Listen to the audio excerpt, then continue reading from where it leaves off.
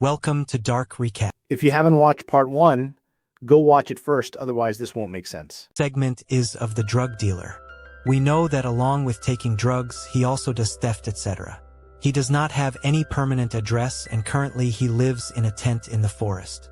Now the officer had asked him to leave the town, but he neither went nor stopped his activities. Meanwhile, he reached near Alex's house. With the intention of stealing, he climbed up and somehow entered the house through a window. There was complete darkness inside the house. He feels that the house is empty and he starts looking for useful items. Then he gets scared after seeing Alex's mom and dad in the reflection of the TV and he says, "Sorry, I did not do anything." But then he notices that she is not doing anything. She is sitting like a statue, so he steals the things in front of her and fills them in his bag. Now he was about to leave from there when he hears some sound from the basement. That is why he goes to check in the basement, and here we get to know a shocking thing, that those 17 children who had disappeared are present in this basement. The dealer gets scared after seeing them and starts running from there. Now he had got only half the stuff, which he goes to the store to sell. Meanwhile, his eyes fall on the poster of those missing children in the shop. On seeing this, his eyes light up because he had found out where the children were. Now he was going to the police station to tell the police and get the reward. But the officer sees him outside. That is why the dealer has to run away from there. But he escapes and reaches the forest. But here he hears a scary laughter. Then he looks around and sees the same Joker-like person standing far away, who points towards him. Seeing him, the drug dealer gets scared and runs into his tent. He starts convincing himself that this is not real. This is just his illusion. Maybe he saw him because he was drunk. But then he sees his shadow outside the tent. That means this was not an illusion. He had come here and starts opening the tent. So in his defense, the dealer picks up the injection in his hand, and as soon as the zip opens, he immediately hits him on the face. He finds out that this is the officer. This time he gets even more angry. The officer was about to kill him. But the dealer says, "I know where those kids are. They are in the basement of that house." Then the officer stops and says, "Okay, take me, show me." Then the officer handcuffs him and puts him in the car, and the dealer guides him to that house. The dealer stays in the car and the officer goes and rings the bell. Someone comes and opens the door for him and takes him inside. The dealer was watching all this from a distance. Then he waits for him for hours, but the officer does not return. It becomes night, and now the dealer was fed up. And then suddenly the door opens. The officer comes out, but now he does not look like before. He looked like a madman, out of control and filled with anger. He goes straight towards the car and takes the drug dealer out of the car and drags him towards the house, and this segment also ends here. The next segment is of the principal. In his story, we will see how he suddenly became like that. So actually, when Justine told that something is wrong with Alex's mom and dad, the principal asked Alex to come and meet his mom and dad. But instead of them, a woman comes there who tells her name is Glady and says that I am Alex's aunt. Now if we look at her face, it is the same one who scared Justine and Archer in their dreams and the drug dealer. We understand that this woman is the one behind all this trouble. Anyway, she tells that Alex's mom and dad are not well.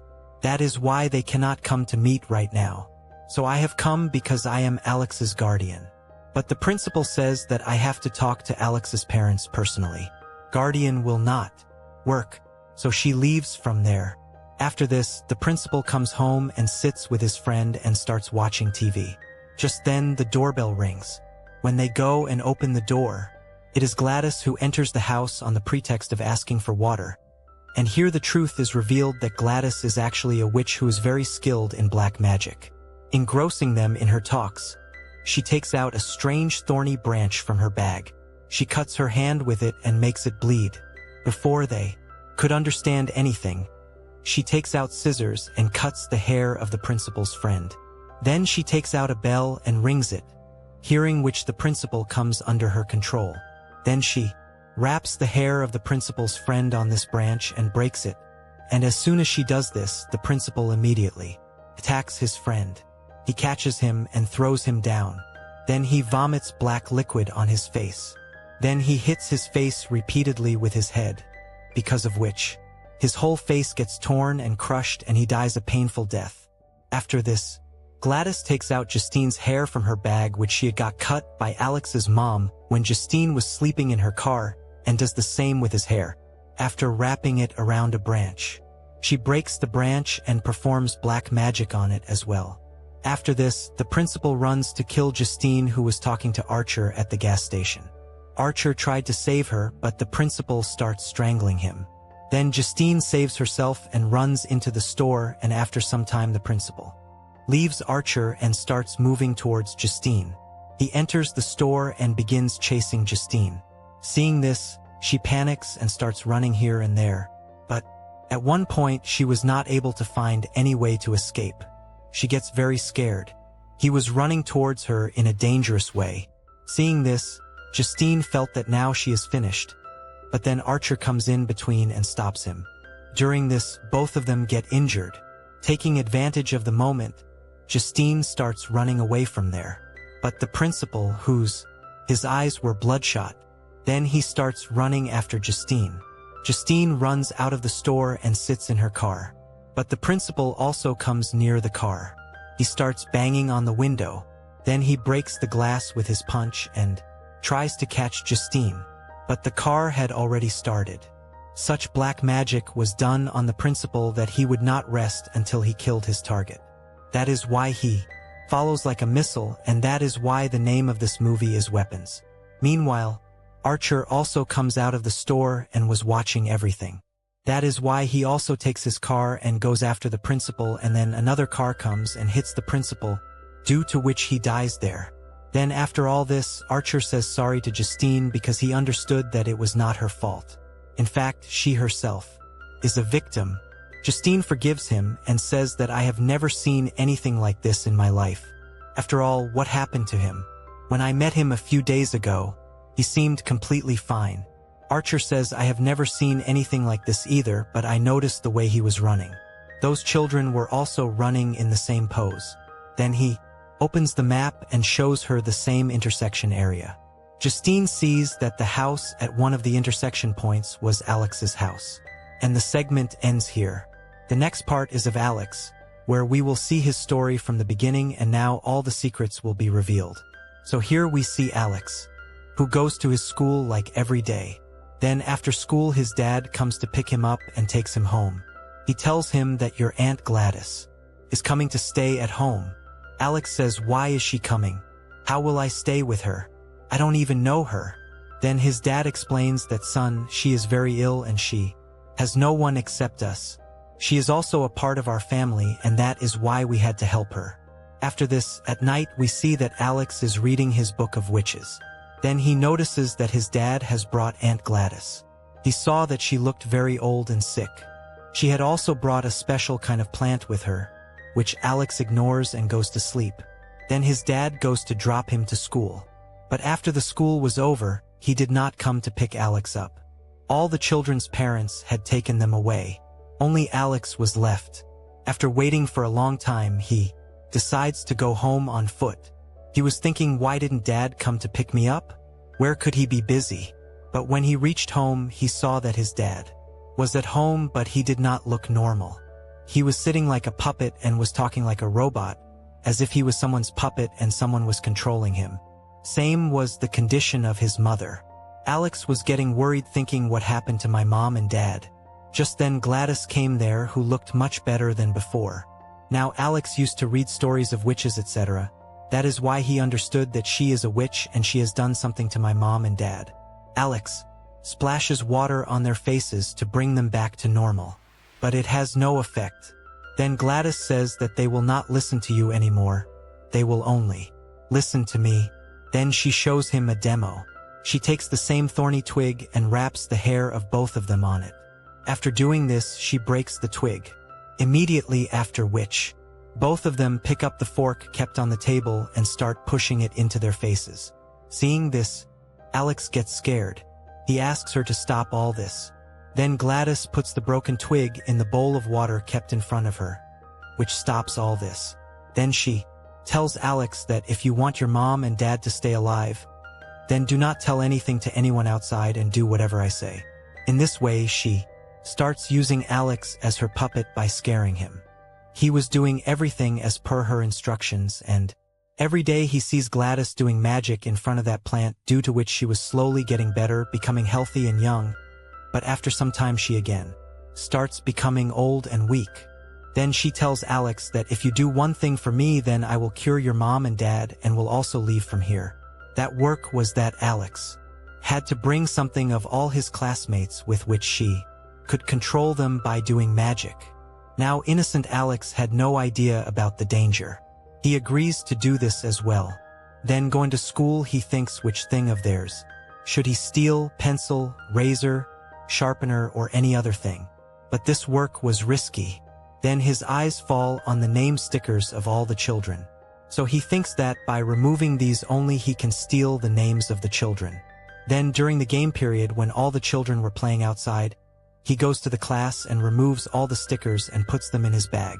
Then he goes home and all the children come under her control, and in that pose they ran away from their homes and came to Gladys.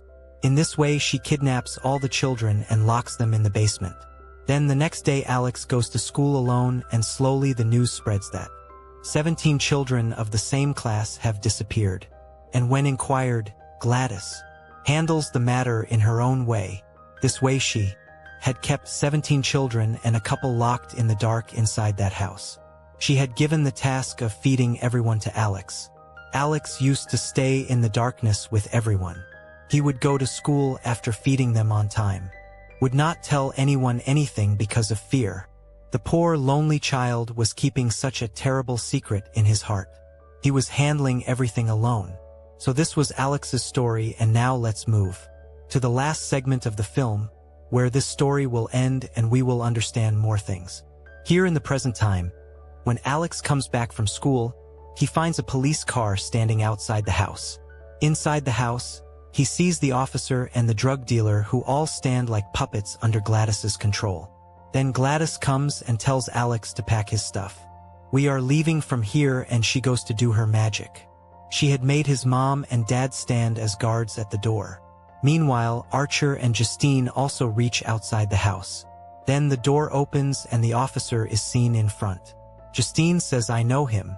Then she also goes inside with Archer, and then suddenly the officer and the drug dealer attack both of them. Archer starts fighting with the dealer and Justine runs into the kitchen to escape from the officer. But the officer catches her. Justine tells him, "What has happened to you? Calm down."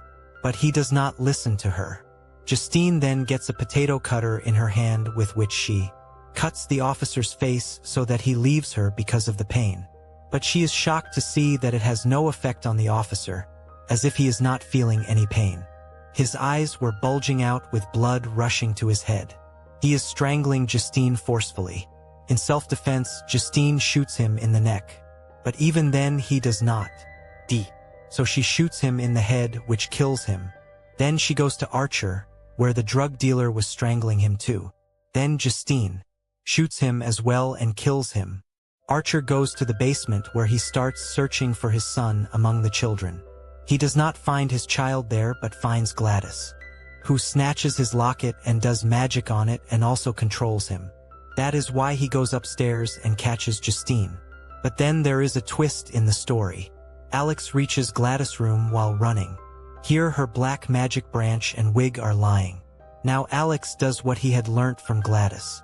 He wraps Gladys' hair around a branch and breaks it. Now Gladys, black magic works on her. All the children suddenly become her enemies and run towards her. Gladys runs here and there to save her life. But the children catch her and attack her all at once. They tear out, her eyes showing her whole life. Then the children first break her jaw and then her whole body. After her death, Archer gets normal and leaves Justine. Then he comes outside, where all the children are standing surrounding Gladys' dead body, in which Archer finally finds his son. Justine goes to see Alex, who is hugging his mom and dad. But even after all this, no one becomes normal like before. They all live in this same state. Similarly, 2 years have passed since this incident. where some children were getting better but the rest remained the same. Now why did it happen that those children and Archer got cured, if not the rest? Then I will tell you the reason. Now as we know that Gladys was old and weak, she wanted to stay healthy and young. Now that black magic thorn through which she controlled all of them and increased her life using their life force, because of which she started getting better, and in this way she used the couple and 17 children for herself. Alex's mom and dad became like living dead and did not become normal like before because there was no life force left in them. Some children were recovering because, till then, Gladys had not been able to take their life force fully. Archer also got cured for this reason. This was because not much time had passed since he had come under her control, and thus all those poor people remained in this state forever, like statues, or we can say like living dead, and with this the story ends here. If this story gave you chills, make sure to hit like. And if you want more dark and twisted stories like this, don't forget to subscribe and turn on the bell, because the next